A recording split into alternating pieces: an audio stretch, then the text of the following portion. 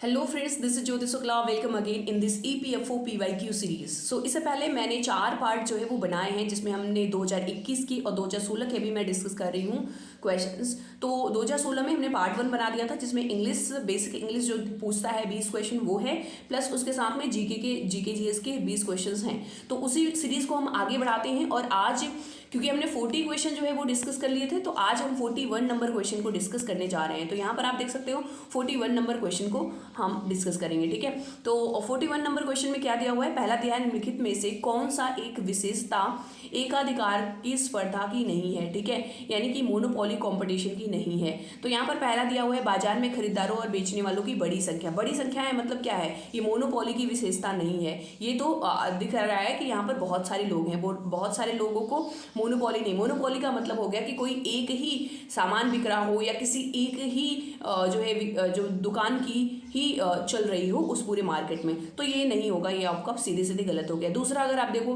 तो यहाँ पर है differentiated product constitute the market. तो यानी कि हिंदी में अगर देखें तो विभेदित उत्पादों से बाजार बनता है। यहाँ पर देखो डिफरेंट ऑब्जेक्ट्स है ना, डिफरेंट प्रोडक्ट है, तो ये भी नहीं होगा।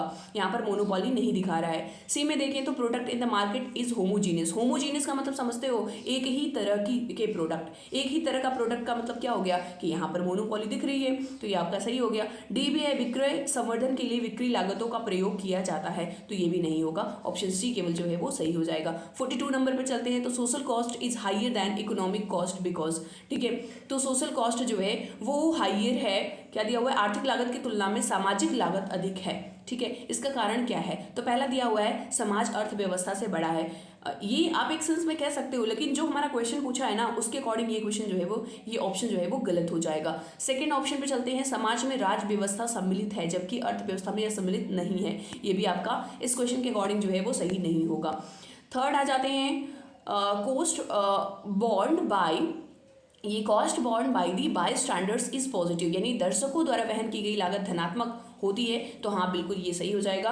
डी ऑप्शन जो है आप देखो तो समाज में उपभोक्ता और उत्पाद दोनों सम्मिलित होते हैं, तो ये भी आपका गलत हो जाएगा इस क्वेश्चन के सेंस में। अगर अदरवाइज अगर आप समाज को देखोगे ना तो समाज के टर्म सेंस में ये सही है, लेकिन हमें किसके अकॉर्डिंग आंसर देना है? हमें आंसर देना है अपने क्वेश्चन के अकॉर्डिंग, ना कि हम जितना जानते हैं समाज भर में क्या होती है उसके बारे में हमें उससे रिलेट करके नहीं देना है। सिर्फ और सिर्फ हमें टू द पॉइंट अपने आंसर को देखना है कि कौन सा ऑप्शन जो है वो बेस्ट दिखा रहा है। नेक्स्ट आते हैं कोयले पर ₹100 प्रति टन का उपकर जो है किसके अंतर्गत आता है? जो सेस लगता है ना कोयले पर, वो किसके अंतर्गत आता है? कौन से टैक्स के अंतर्गत आता है? तो ये कार्बन टैक्स के अंतर्गत आता है। आप सभी जानते हो जो कोयला होता है वो कार्बन का ही अपर रूप है ना, तो ये कार्बन पर जो टैक्स लगते हैं उसी के अंतर्गत ये भी आता है। नेक्स्ट आ जाते हैं हम मूल कोर मुद्रास्फीति सकल हेडलाइन मुद्रास्फीति से भिन्न है। देखो क्या कह रहा है? Core inflation is different from headline inflation.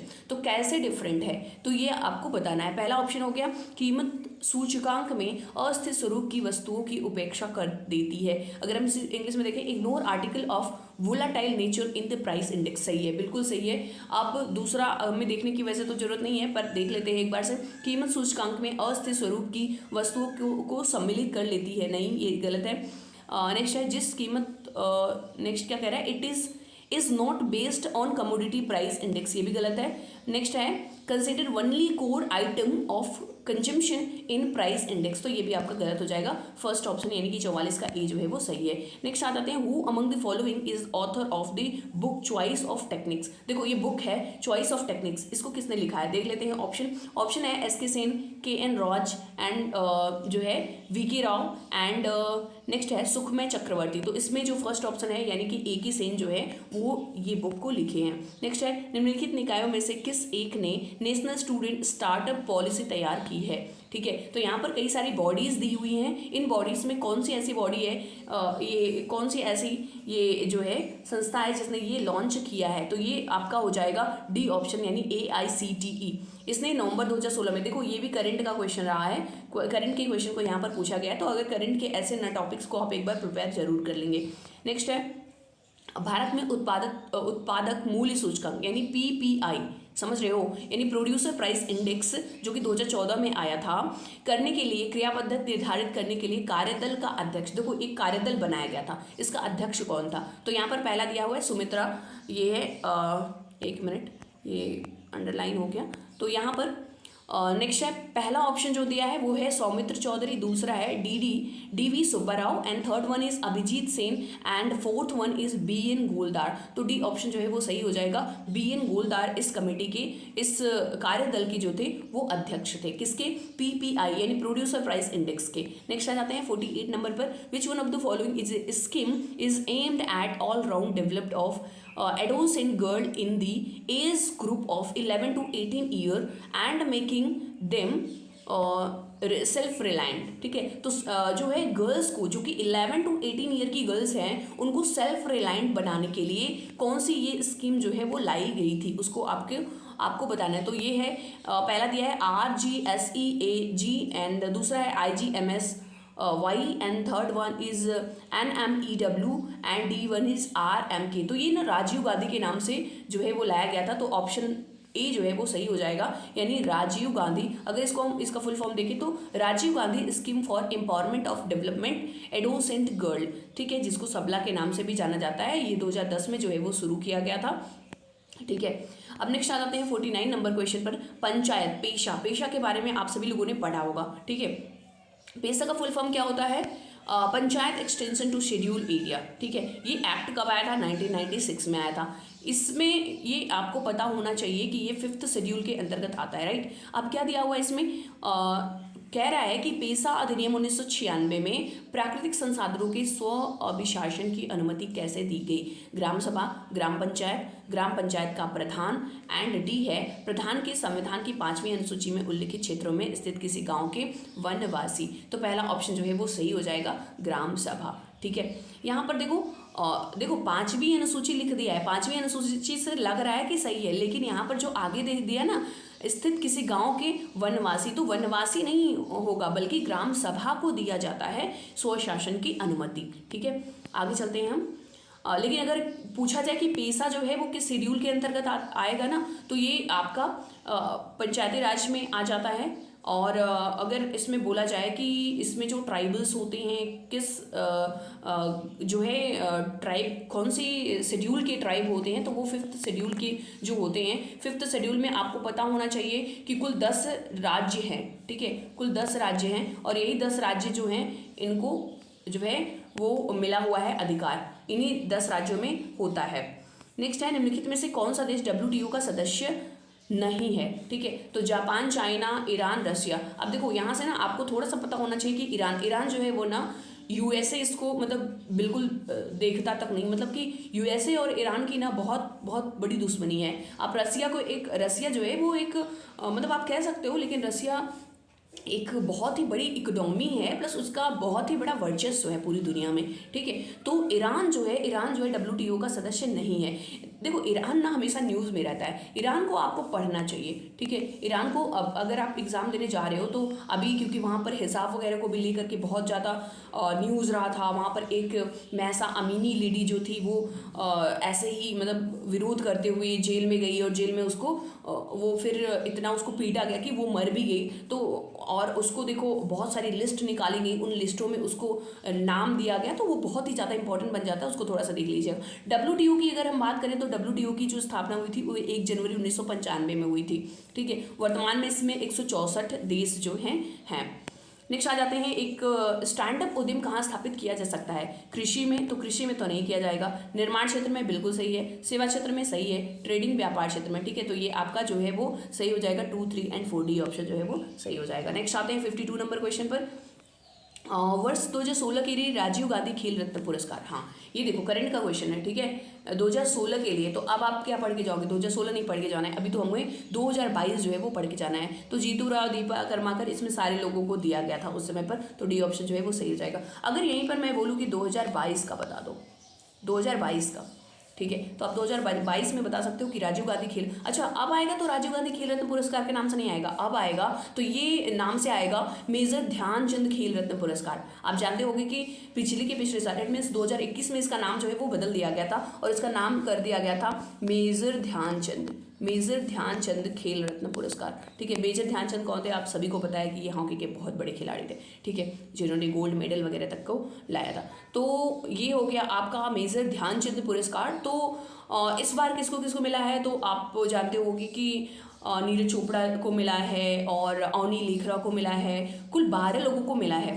ठीक है, तो एक बार आप देख लेना जरूर से। ठीक है, नेक्स्ट आ जाते हैं, इसरो इन अगस्त 2016 सक्सेसफुली टेस्ट लॉन्च। देखो अब इसरो ना, ये भी करंट का क्वेश्चन है। इसरो अगर कोई भी जितने भी उसके मिशंस रहे हैं ना उसको एक बार अब आपको जरूर पढ़ लेना है। ठीक है, तो ये क्या दिया हुआ है, इसरो ने 2016 में पराध्वनिक दहन ये रैमजेट स्क्रैमजेट जो है वो लॉन्च किया था, उसके बारे में क्या सही है। ठीक है, तो पहला दिया हुआ है कि इसे आवधिक, it can efficiently operate both in subsonic and supersonic combustor mode, सही है ये। दूसरा है, India is the first country to demonstrate is the flight testing of the scramjet engine. नहीं, ऐसा नहीं है, इंडिया की टेक्नोलॉजी इतनी भी तेज़ नहीं हो गई है कि ये पहली कंट्री है जिसने पहली बार ये कर दिखाया है। तो ये पहला ऑप्शन जो है वो सही हो जाएगा, यानी ओनली 1 जो है वो सही है। 54 में आ जाते हैं, और 54 दिया हुआ है, स्टार्टअप हब को कहाँ पर स्थापित करने के संबंध में सहमति हुई है। तो अगर यहाँ पर देखो आप, तो ये आपका IIT में हुआ है, IISER में हुआ था और NIT में हुआ था। तो ये आपका 1, 2 and 3 यानी ए ऑप्शन जो है वो बिल्कुल सही हो जाएगा। नेक्स्ट आ जाते हैं, स्टार्टअप इंडिया कार्यक्रम प्रत्येक बैंक शाखा द्वारा 10 लाख से 100 लाख तक का ऋण निम्नलिखित में से किसको दिए जाने का विचार करता है। तो यहाँ पर अगर आप देखो, कम से कम एक SC ST सही है, एक कम से कम एक महिला सही है, कम से कम एक ग्रामीण बेरोजगार युवा रेडी, नहीं ये नहीं होगा। अब देखो अगर गाँव में देखा जाए ना, तो गाँव में बहुत सारे रोजगार और युवा रेडी हैं, इनको लेकर के ऐसा कुछ भी नहीं किया गया था, केवल A और B जो है वो सही है। तो स्टार्टअप, आप स्टैंड अप इंडिया प्रोग्राम को आप ध्यान में रखेंगे कि इसमें क्या है और किसको किसको जो है वो ऋण दिया जाता है। नेक्स्ट आ जाते हैं 56 नंबर में, स्वर्ण के मामले में उस लेखाकरण अवधि में मान्यता दी गई है। ठीक है, in case of gold revenue is recognised in the accounting period in which the gold is mined हो जाएगा, C ऑप्शन जो है वो सही हो जाएगा। नेक्स्ट आ जाते हैं, पारंपरिक दृष्टिकोण के अनुसार राजस्व के साथ खनन क्या दिया हुआ है, as for the tradition approach the expense be matched with revenue is based on. तो ये रेवेन्यू जो है वो बेस्ड होता है किस पर, तो ए हो जाएगा, ओरिजिनल कॉस्ट पर बेस्ड होता है। ठीक है, नेक्स्ट आते हैं 58 नंबर पर, प्रारंभिक खर्च जो है यानी कि प्रिलिमिनरी एक्सपेंसेस जो होता है वो किस पर किसका उदाहरण है। तो ये उदाहरण होता है ये आपका डिफर्ड रेवेन्यू एक्सपेंडिचर का, यानी आस्थगित राजस्व व्यय का। नेक्स्ट है, स्थायी परिसंपत्तियों का मूल्य ह्रास किसका उदाहरण है। तो ये आप देख सकते हो कि ये जो है D यानी कि रेवेन्यू एक्सपेंडिचर का है। देखो स्थायी परिसंपत्तियों का मूल्य ह्रास जो है ना, स्थायी आप रेवेन्यू एक्सपेंडिचर के बारे में जानते होगे। ठीक है, capital expenditure and revenue expenditure. तो यहाँ पर अगर मूल्य ह्रास जो है यहाँ पर थोड़ा सा जोड़ दिया तो वो भी किसका वही होगा, यानी कि रेवेन्यू एक्सपेंडिचर का ही एग्जाम्पल है। नेक्स्ट है, लेखाकरण के संदर्भ में पद IFRS किसका प्रतीक है। तो IFRS यहाँ पर ना सीधे सीधे सिर्फ और सिर्फ IFRS का फुल फॉर्म आपको बता देना है। तो A जो है वो ऑप्शन सही हो जाएगा, it means international financial reporting standards. Next आते हैं 61 नंबर पर, नीचे दी गई सूचना से बीमा राशि की गणना गणना कीजिए। ठीक है, क्या दिया हुआ है, डेट ऑफ फायर 1/3/2016। ठीक है, फायर का डेट दिया हुआ है। उसके बाद टर्नओवर दिया हुआ है 1/3/2015 से लेकर के 29/2/2016 तक, ये है 88 लाख। उसके बाद कह रहा है एग्रीड GP रेशियो जो है वो 20% है। उसके बाद कह रहा है कि कारोबार राशि में 10% की वृद्धि के लिए उपलब्ध विशेष परिस्थिति शर्त। तो यहाँ पर आपको निकालना पड़ेगा। अब 88 लाख दिया है ना, 88 लाख पर एग्रीड GP रेशियो कितना है 20%। तो 88 लाख का 20% आप निकाल लोगे, 88 लाख इंटू 20 डिवाइडेड बाई 100। अब आप जब इसे 2 जीरो से इधर 2 जीरो जब आपका कैंसिल हो जाएगा और आप मल्टीप्लाई करोगे तो आपका आएगा ये, इट मीन्स आपका हो जाएगा कितना 1,76,000। ठीक है, अब 1,76,000 में 10% क्या कह रहा है, वृद्धि, तो 10% आप ऐड कर दोगे। अब 10% 1,76,000 का कितना हो जाएगा, ये हो जाएगा 1 जीरो इसमें कम कर दो। ठीक है, तो ये हो जाएगा आपका 76,000, ये हो जाएगा 17,600 ना, 1 जीरो जैसे ही आप कम करते हो ये आपका हो जाएगा 1 टाइम्स 100,000 10,000 लाख, इट मीन्स 1,76,000। ठीक है, 17 था तो ये आपका हो जाएगा, जैसे ही आप ऐड करोगे तो ये आपका निकल करके आएगा ये, यानी कि 19,36,000। ठीक है, नेक्स्ट आते हैं, आय और व्यय लेखा क्या होता है। देखो ये ना, ये बहुत बार पूछा है ये 2021 में भी पूछा है और इस वाले पेपर 2017 में भी आप देखोगे दो दो क्वेश्चन जो है वो यहाँ से पूछे गए हैं। सी नॉमिनल अकाउंट से इसी पेपर में भी आप दूसरा क्वेश्चन भी बहुत जल्दी देखने वाले हो और 2021 में भी पूछा गया। तो ये नॉमिनल अकाउंट जो है वो बार बार पूछता है, तो नॉमिनल अकाउंट से रिलेटेड जितनी भी चीज़ें हैं ना उसको आप एक बार जरूर पढ़ लेंगे। नेक्स्ट है वसीयतें यानी कि लेगेसी आर जनरली। लेगेसी क्या होता है? पहला है पूंजीकृत होती है तथा तुलना पत्र में ली जाती है। दूसरा दिया है आय के रूप में मानी जाती है और तीसरा जो दिया है वो है ट्रीटेड एज एक्सपेंडिचर। चौथा दिया है कि capitalised and taken to suspense account. तो इसका जो पहला ऑप्शन है वो सही हो जाएगा। It means capitalized and taken to balance sheet. Next आ जाते हैं हम 64 में। The abnormal loss on consignment is credited to. ठीक है, तो क्या हो जाएगा? Profit and loss account and ये है परिस्थिति। ठीक है, परिस्थिति it means consignee account and consignment account and income and expenditure account. तो इसका सी ऑप्शन जो है वो सही हो जाएगा। इट मीन्स कंसिगमेंट अकाउंट, परीक्षण लेखा। नेक्स्ट आते हैं when good are purchased for the joint venture the amount is debited to. ठीक है, तो जब संयुक्त उद्यम के लिए वस्तुएं खरीदी जाती हैं तब राशि नामे की जाती है। जो डेबिट होता है वो कैसे होता है? तो बी ऑप्शन जो है वो सही हो जाएगा, यानी कि जॉइंट वेंचर अकाउंट से जो है वो डेबिट किया जाता है। नेक्स्ट आते हैं सूचना पर विचार कीजिए। ये कुछ सूचनाएं दी हैं, इट मीन्स कुछ मैसेजेस दिए हैं, कुछ इन्फॉर्मेशन दी है, उसको पढ़ना है और फिर हमें बताना है। सकल लाभ की दर बेची गई वस्तुओं की लागत पर 25% है। ठीक है, अब कह रहा है सेल जो है वो है 20 लाख। अब कह रहा है which one of the following is amount of the gross profit. अब क्या करोगे? आपको कर देना है 20 लाख इंटू 100 डिवाइडेड बाई 125। ठीक है, क्योंकि लेट कर लो कि 100 है ना, अब इसमें 125% अगर आपने कर लिया इसमें, तो ये डिवाइडेड 125% से आपको डिवाइड कर देना है, तो आपका आ जाएगा 16 लाख। अब क्या करो? 20 लाख माइनस 16 लाख कर दोगे, आपका आ जाएगा 4 लाख। ठीक है, तो डी ऑप्शन जो है वो करेक्ट है। 67 में आ जाते हैं branch account under debtor system is. ऋणी प्रणाली के अंतर्गत शाखा लेखा है। रियल परिसंपत्ति, पर्सनल, नॉमिनल। इसका भी देखो नॉमिनल अकाउंट, मैंने बोला था कि नॉमिनल अकाउंट बहुत इंपॉर्टेंट है, फिर से यहाँ पर पूछा गया है। नेक्स्ट क्वेश्चन है 68। विद्युत शक्ति की लागत विभिन्न विभागों में किसके अनुसार प्रभाजित की जानी चाहिए? तो मोटर, ये मोटरों का हार्स पावर। दूसरा है प्रकाश बिंदुओं की संख्या, it means number of light points. And third one is horse power multiplied by machine hours. And D है मशीन आवर्स। तो यहाँ पर जो आपका डी ऑप्शन जो है वो सी ऑप्शन जो है वो सही हो जाएगा। It means horse power multiplied by machine hours. ठीक है, तो विद्युत शक्ति समझ रहे होगे, विद्युत शक्ति जो है ठीक है, ये फिजिक्स का क्वेश्चन है साइंस में, तो वो आपको ध्यान में रखना है।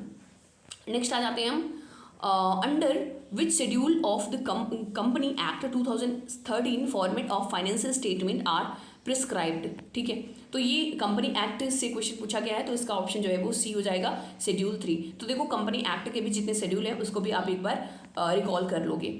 नेक्स्ट है साझेदारी करार में कोई प्रावधान न होने की स्थिति में साझेदारों द्वारा लाभ और हानियां बांटी जाती हैं।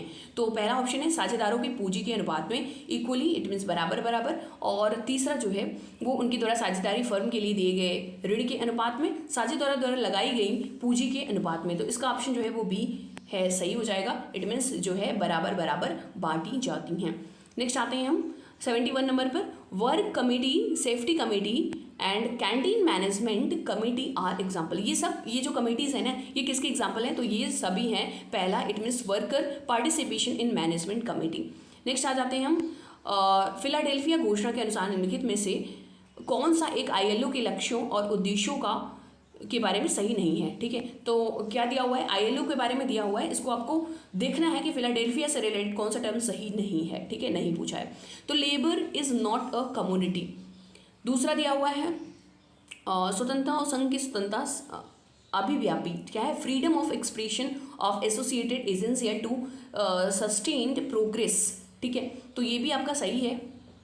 ठीक है, अच्छा सही नहीं है ना, तो ये भी सही है और ये भी सही है। दूसरा दिया है हर एक स्थान पर, किसी भी स्थान पर, हर एक स्थान पर संपन्नता के लिए खतरा है। ठीक है, ये भी सही है। नेक्स्ट है गरीबी के खिलाफ जंग के लिए आवश्यक है कि प्रत्येक राष्ट्र, देख रहे हो, प्रत्येक राष्ट्र के अंदर इससे उत्साह से लड़ा जाए और पूरी तरीके से सरकार का दायित्व गरीबी से लड़ने का दायित्व तो सिर्फ और सिर्फ सरकार का है, ऐसा कभी भी नहीं हो सकता। किसी भी चीज़ से अगर लड़ाई लड़नी है तो सिर्फ और सिर्फ सरकार के माथे से कुछ भी नहीं होगा, सबको एक साथ आना होगा। तो यही जो है वो गलत ऑप्शन है, और गलत है तो यही ऑप्शन जो है वो सही हो गया। नेक्स्ट आते हैं 73 नंबर क्वेश्चन पर। तो रॉबर्ट हाक्सी द्वारा चिन्हित संघवाद के 5 कार्यमूलक प्रकारों में से निम्नलिखित में से कौन सा एक अपवाद है? ठीक है, तो अपवाद क्या है? व्यापार संघवाद, स्वचालित स्वार्थ चालित संघवाद, क्रांतिकारी संघवाद, विकासवादी संघवाद। तो इसमें डी ऑप्शन जो है वो सही हो जाएगा, ये अपवाद है। यहाँ पर आप देख सकते हो कि रॉबर्ट हाक्सी के 5 जो कार्यमूलक हैं वो यहाँ पर दिए हुए हैं। 74 नंबर पर क्वेश्चन पर आते हैं, निम्नलिखित में वह कौन सी प्रक्रिया है जिसमें किसी औद्योगिक विवाद में शामिल कामगारों एवं नियोक्ता के प्रतिनिधियों को एक तीसरे व्यक्ति या व्यक्तियों के समूह के समक्ष एक साथ लाया जाता है और उसकी मध्यस्थता के द्वारा वे परस्पर संतोषजनक सहमति पर पहुंचते हैं। तो सुलह आप जानते हो कि संतोषजनक स्थिति पर क्या भाई कहते हैं ना कि दोनों पार्टियां आपस में बातचीत करके सुलह समझौता कर लो। तो ये आपका सी ऑप्शन जो है वो सही हो जाएगा। नेक्स्ट आते हैं नेक्स्ट क्वेश्चन पर 75 नंबर पर। औद्योगिक नियोजन स्थायी आदेश अधिनियम 1946 के अंतर्गत सत्यापित किसी स्थायी आदेश के अनुप्रयोग या निर्वचन से संबंधित प्रश्नों के विचारार्थ किसे भेजा जा सकता है? तो यहाँ पर ऑप्शन सी जो है वो लेबर कोर्ट को भेजा जाता है। ऐसे किसी भी डिस्प्यूट अगर होते हैं तो ऐसे संघ को क्या कहा जाता है? जिसकी सदस्यता में बहुत से उद्योगों, रोजगार और शिल्पकारों में कार्य करने वाले कामगारों को शामिल किया जाता है। तो यहाँ पर ऑप्शन बी जो है वो सही हो जाएगा। इट मीन्स जनरल यूनियन ऐसे संघ को कहा जाता है। नेक्स्ट है, which one of the following perspective of industrial relation is based on the assumption that both the parties strive and have opportunity to exercise economic wages and benefit as well as political controlled power। ठीक है, तो ये कौन सा होता है? यहाँ पर पहला ऑप्शन दिया है बहुवादी परिप्रेक्ष्य, एकात्मक परिप्रेक्ष्य, आमूल परिवर्तनवादी परिप्रेक्ष्य और न्यासिता परिप्रेक्ष्य। तो यहाँ पर आपको बताना है कि कौन सा ऑप्शन जो है वो सही है। तो पहला ऑप्शन जो है वो सही हो जाएगा। इट मीन्स बहुवादी परिप्रेक्ष्य। नेक्स्ट आते हैं 78 नंबर पर। The provision of workers participation in management industry is provided under.